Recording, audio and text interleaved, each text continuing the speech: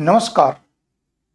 मैं Haridatt study with success point में आप लोगों का स्वागत करता हूं। आज मैं आप लोगों को इतिहास की एक ऐसी कहानी की चर्चा मैं आप लोगों से करूंगा जो हमारे और आपके जीवन में बहुत ही रिलेवेंट है।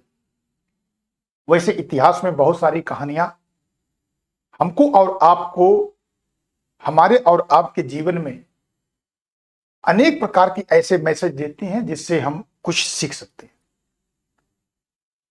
इसी प्रकार से आज मैं आप लोगों को एक ऐसी कहानी के बारे में चर्चा करूंगा, एक युद्ध के बारे में, जिसमें मुझे लगा कि दो चीज हम बेहतरीन तरीके से उनसे सीख सकते हैं। एक पहली तो धारणा ये हमारी ये है इसमें कि जैसा कि हम गौतम बुद्ध को मान के चलते हैं कि वो दुनिया के सबसे श्रेष्ठ धर्मगुरुओं में से एक थे, इसमें कोई शक नहीं है। वो दुनिया के सबसे श्रेष्ठ धर्मगुरु थे, माना जाता है। दूसरी, गौतम बुद्ध जितने बड़े धर्मगुरु थे उतने बड़े कूटनीतिज्ञ थे, और इस बात की चर्चा आज हम लोग इस कहानी के माध्यम से समझने की कोशिश करेंगे।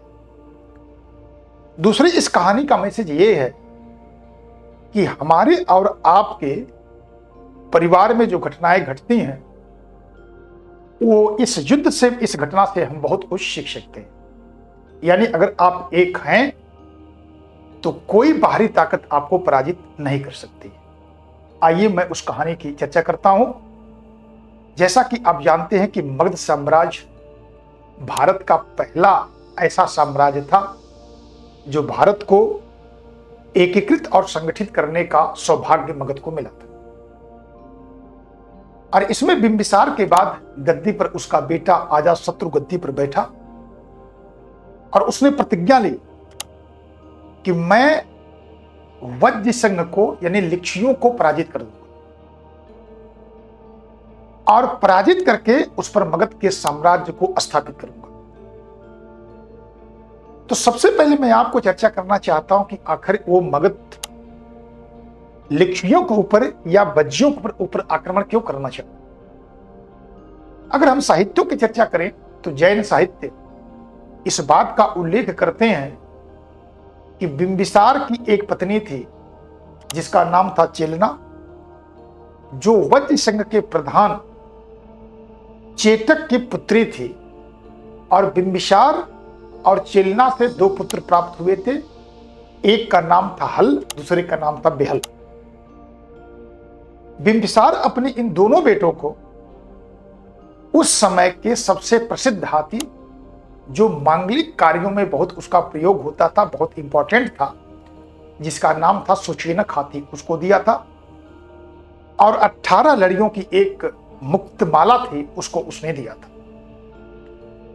लेकिन जब अजातशत्रु गद्दी पर बैठता है तो गद्दी पर बैठने के बाद वह दोनों कीमती जो उपहार उनसे मांगा, तो जैसा कि हम लोग जानते हैं कि सबसे महफूज स्थान सभी लोग समझते हैं कि मामा का घर है, नाना का घर है, तो ये दोनों भाई उस कीमती जो है कि वस्तु को देने से मना कर और अपनी सुरक्षा के लिए चले गए अपने नाना के घर।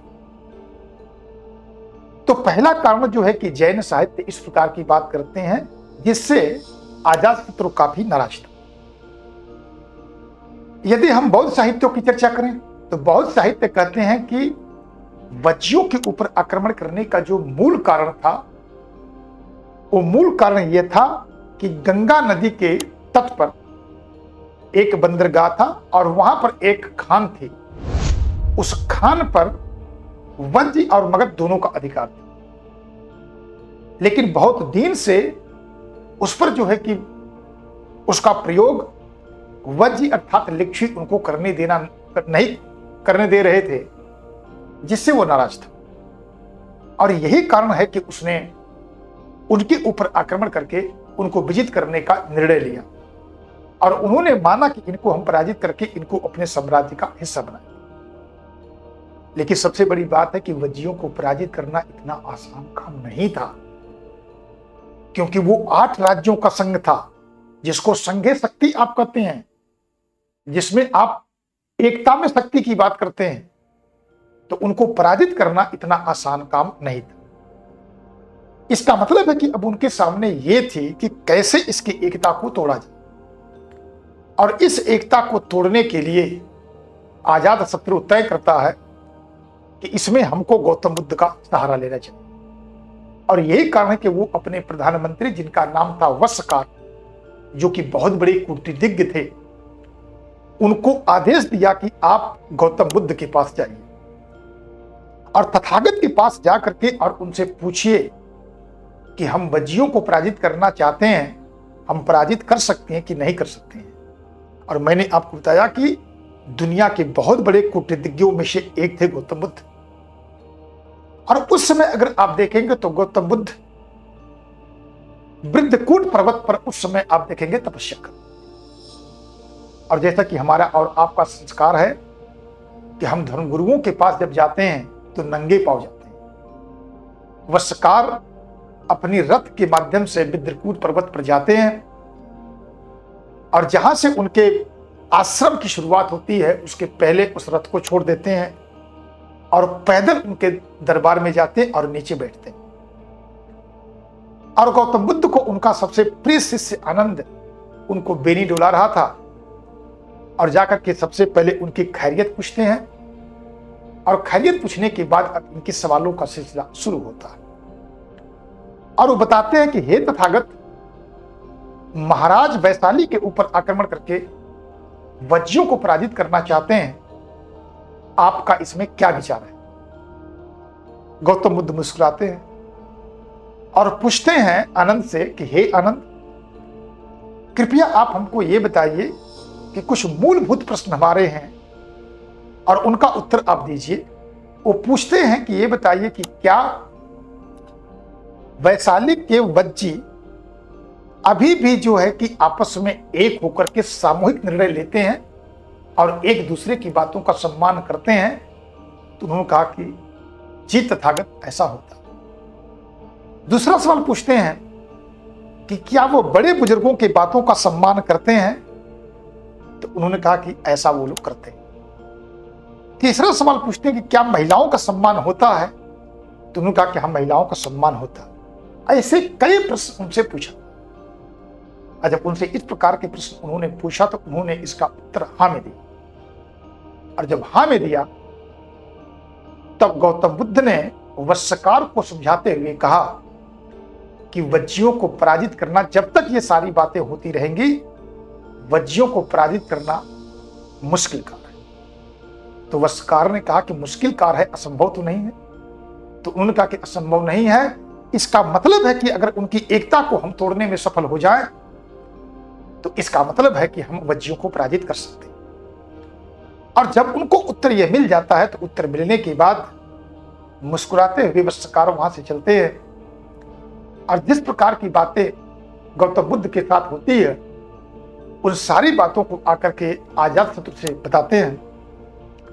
आज उस अजात शत्रु के आदेश पर वस्सकार उस कूटनीति का सहारा लेते हैं, जैसे आज भी होता है हमारे और आपके गांव में कि कुछ ऐसे वस्सकार होते हैं कि जो आपके घर में घुस करके और आपकी एकता को तोड़ने का काम करते हैं और इस प्रकार से जाकर के उनकी एकता को तोड़ने का काम करते हैं। और जब इनको उचित टाइम मिलता है तो उन्होंने अजात शत्रु को इस बात की सूचना दी और बड़ी योजनाबद्ध तरीके से आप देखेंगे वहां पर आक्रमण किया गया। सबसे पहले गंगा नदी के किनारे एक ऐसा दुर्ग बनाया गया जिसके माध्यम से वज्जियों के ऊपर आक्रमण करना आसान हो सके, और एक वहां पर किले का निर्माण किया गया और एक विशाल सेना लेकर के अजात शत्रु अपने दो प्रमुख हथियार, एक का नाम था रथमूषण और दूसरे का नाम था महाशिला कंटक। रथमूषण जो है कि घूम घूम करके एक चक्राकार गाड़ी थी जो है कि मूसल से सबके ऊपर आक्रमण करती थी, और महाशिला कंटक जो होता था पत्थरों की बरसात करता था। और इस प्रकार से उनके ऊपर आक्रमण करके उनको पराजित किया। निर्यालवलेशुत्त एक साहित्य है जिसमें इस बात की चर्चा की गई है कि इसमें न केवल वो 9 राज्य थे बल्कि उसमें काशी और कौशल भी वज्जियों की मदद किए थे, लेकिन बेहतर कूटनीति और आपसी मतभेद और बुद्ध की कूटनीति के माध्यम से उसको विजित करने में अजातशत्रु सफल रहा। तो मुझे विश्वास है कि इन कहानियों के माध्यम से आप बहुत कुछ सीखे होंगे और बुद्ध का एक दूसरा चेहरा भी आप देखे होंगे। तो मुझे पूर्ण विश्वास है कि इसका लाभ आपकी जिंदगी में मिलेगा। बहुत बहुत धन्यवाद। नमस्कार।